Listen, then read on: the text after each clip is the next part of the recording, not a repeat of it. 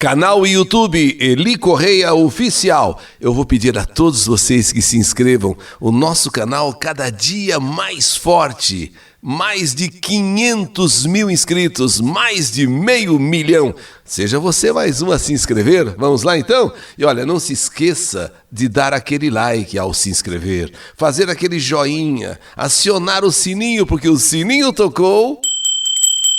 É mais uma postagem no Canal da Saudade, o canal do Eli Correia, canal YouTube Eli Correia Oficial. E eu peço também que vocês conheçam o nosso site, elicorreiaoficial.com.br. Tem muita coisa ali no nosso site esperando por você, tá bom? E agora, no canal YouTube Eli Correia Oficial, O Espírito de Theo. Tudo se passou entre os anos de 1986 a 1992. Meu nome é Paulo César e a história que eu vou narrar aqui fez com que eu acreditasse no sobrenatural. Hoje estou com 54 anos, mas na época em que tudo aconteceu, eu era, claro, bem mais jovem, nos meus 20 e poucos anos. Morávamos todos juntos na casa dos meus pais. Eu, meus irmãos Solange e Sueli e o caçula Alexandre. E a minha outra irmã casada que morava na casa de baixo com o seu marido, Theo. Tínhamos boa convivência. E as brigas, quando aconteciam, eram brigas banais, coisa assim de irmão que briga até por um lugar no sofá. Quem vai tomar banho primeiro, sabe? Briguinhas bobas, mas todos nós nos amávamos. Nos amávamos mesmo. Meu pai, seu João, um homem muito trabalhador, comerciante. No início do ano, ele ficou doente, com fortes dores no estômago. E por ser teimoso, ser do tipo daquelas pessoas que não gostam de ir no médico, ele também não gostava de ir em médico. Mas a dor foi aumentando, a dor foi apertando, que não teve jeito. Ele teve que fazer aquilo que não gostava, ir até o médico. E a tristeza se instalou em casa quando foi descoberto que meu pai estava com um câncer. Esse mesmo câncer que viria a vencê-lo no ano de 1986, no dia 6 de novembro, quando, não resistindo às dores, não resistindo à doença, àquele câncer, meu pai faleceu. Foi muito difícil para todos, suportar a ausência de nosso pai. Mas ele estava muito doente e, devido ao seu sofrimento, nós entendemos que Deus resolveu levá-lo. Deus resolveu dar o descanso eterno a ele. Meu cunhado Theo, muito apegado a papai, mas muito apegado ao sogro mesmo, sofreu demais. Sofreu muito com a perda do amigo, vamos dizer assim, mais do que sogro, do amigo. Realmente os dois eram amigos de verdade. Meu cunhado, um policial militar, que há mais de 10 anos começou a beber. E não a beber pouco não, beber muito. Aliás, dizem que muitos policiais são acometidos por problemas psicológicos, por problemas de baixa estima e às vezes até deprimidos, entram na bebida, chegam até a cometer suicídio.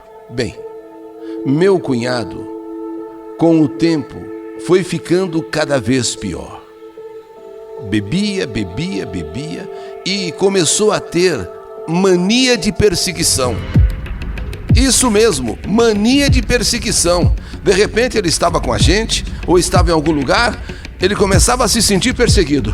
Tem alguém aqui me perseguindo. Tem alguém aqui que, olha, se eu der uma bobeada, vai me matar. Sabe, uma pessoa que passou a ter esse transtorno, esse distúrbio nas conversas entre os mais velhos, quando se reuniam, sentavam à mesa e começavam a contar coisas assim que aconteceram, coisas da família, coisas do passado, sem que eles percebessem minha presença. Eu ficava ouvindo, sim, e falavam do meu cunhado. Que nas rondas que ele fazia, lá pelos anos 70, ele teve muitas participações em tiroteios, em entreveros, e muitas mortes aconteceram por suas mãos. Isso, segundo os parentes, segundo ali a família, talvez estivesse perturbando o meu cunhado Theo, ou atormentando a ponto dele ter se entregado à bebida e nos últimos tempos se sentindo perseguido, sabe? Sentindo aquela coisa da perseguição. Theo já estava em uma situação em que a bebida já tomava conta completamente dele. E além das manias de perseguição, ele começou a dizer que estava vendo vultos. E que eles, os vultos, estavam com o caixão aberto para que ele fosse ali trancado. Além da mania de perseguição que o atormentava, agora ele via vultos, e esses vultos sempre com um caixão.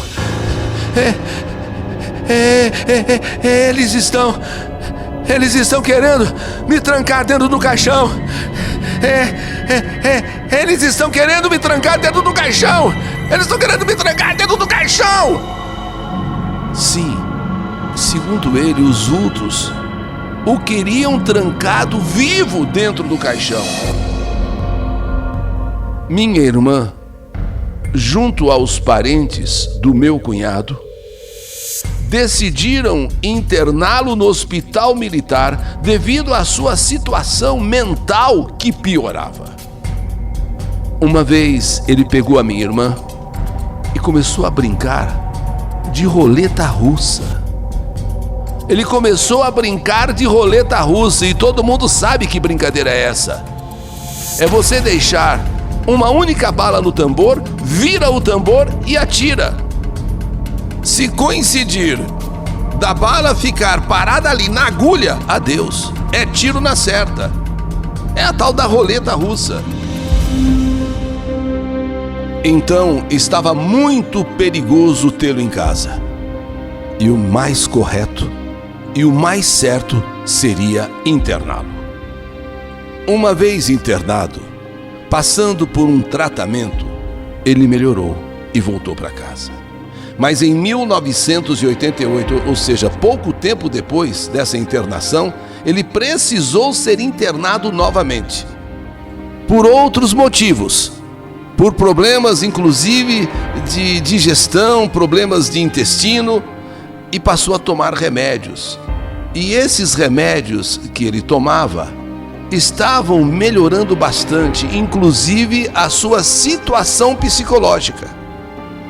Embora os remédios fossem para o aparelho digestivo, intestinal, mas ele melhorou da cabeça, talvez se sentindo melhor, ele ficou muito bom psicologicamente. A minha irmã, muito feliz com a melhora do marido, resolveu então fazer uma surpresa para ele. Na próxima visita, que seria 7 de setembro, na próxima visita, que seria no feriado de 7 de setembro daquele ano, ela iria levar o filho André, na época com 7 anos, para ver o pai, para o pai ver o filho. Ele que já estava internado há alguns dias e com saudade do filho. Então, naquela visita do dia 7 de setembro, ela não iria sozinha. Ela iria levar André, o filho do casal. Andrezinho, 7 anos, com saudade do papai. O papai com saudade do filho. E tudo aconteceu como planejado pela minha irmã.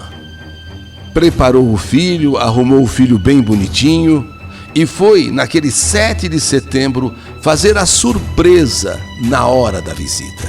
O pai, o Theo, o meu cunhado, não esperava que a minha irmã levasse o filho.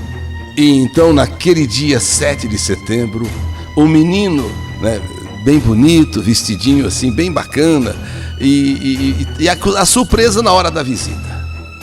Chegando na recepção do hospital, a minha irmã notou que os funcionários estavam todos agitados e ela não conseguia o acesso para fazer a visita, já que estava no horário. Ela não conseguia ter acesso, mas ela percebeu os funcionários agitados, os funcionários assim, meio tensos.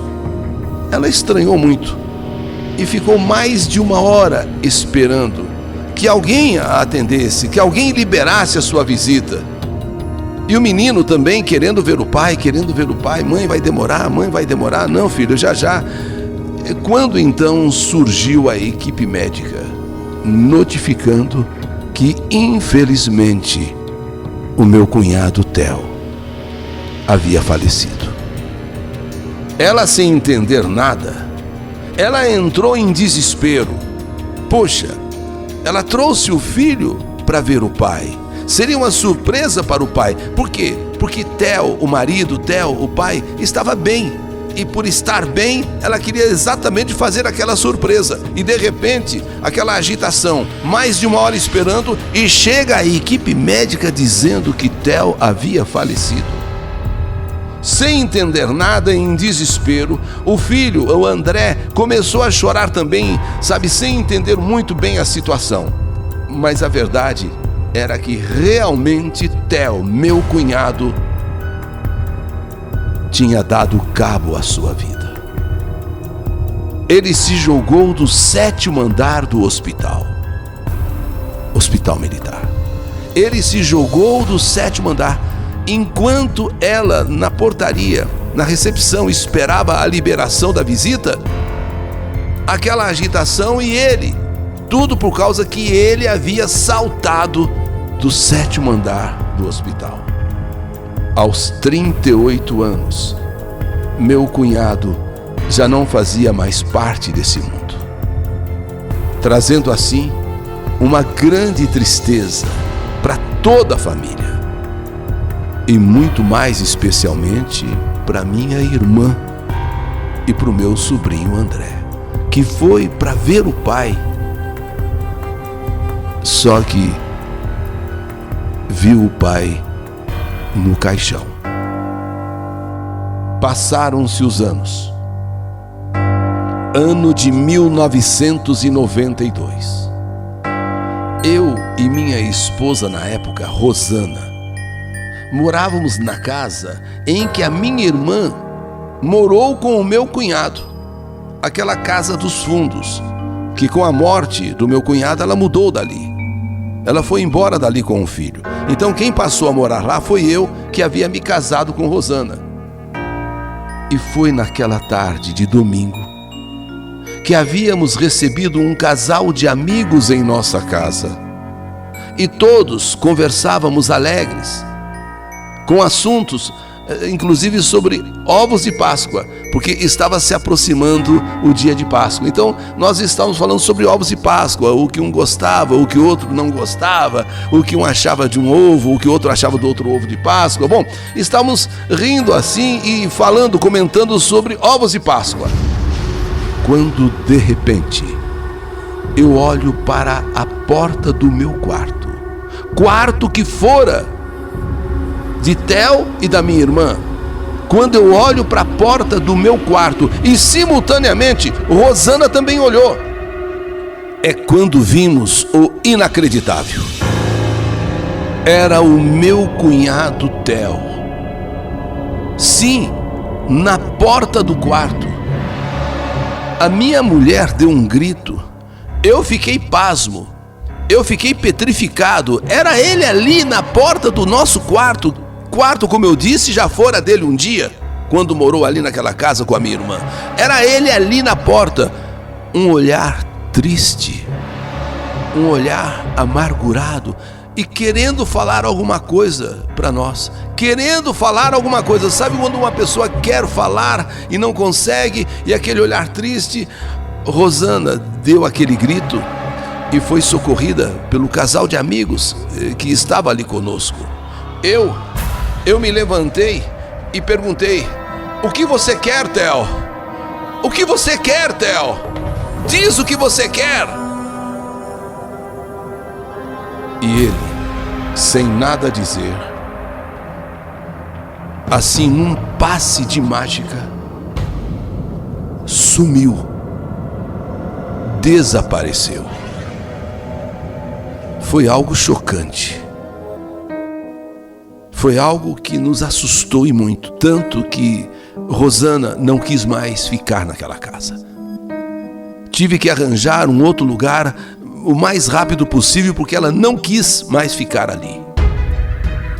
Era como se Theo estivesse impregnado naqueles cômodos, naquelas paredes. Eu tive que mudar. E confesso que até então eu era ateu. Para mim, morreu, acabou. Morreu, acabou. Mas depois dessa experiência, eu não penso mais dessa maneira. O que eu penso desde então é que a morte não existe.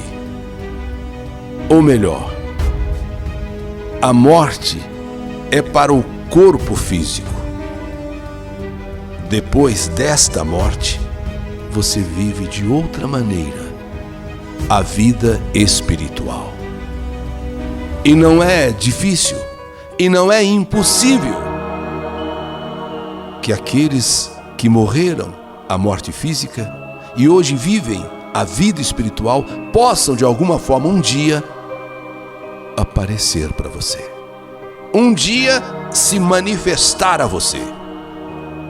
O exemplo foi o meu cunhado Theo. Morrendo como morreu, talvez esteja no lugar onde está, vivendo a vida espiritual perturbada. E um dia se manifestou, querendo dizer alguma coisa que não conseguiu. E até hoje, fico a pensar no seu espírito. E rezo por ele, peço por ele, para que Deus dê a luz que o seu espírito precisa para encontrar o caminho da paz.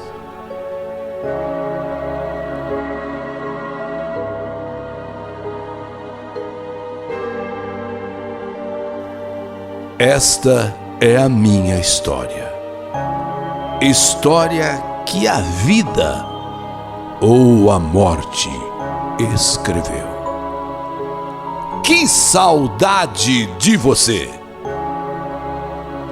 O espírito de Theo.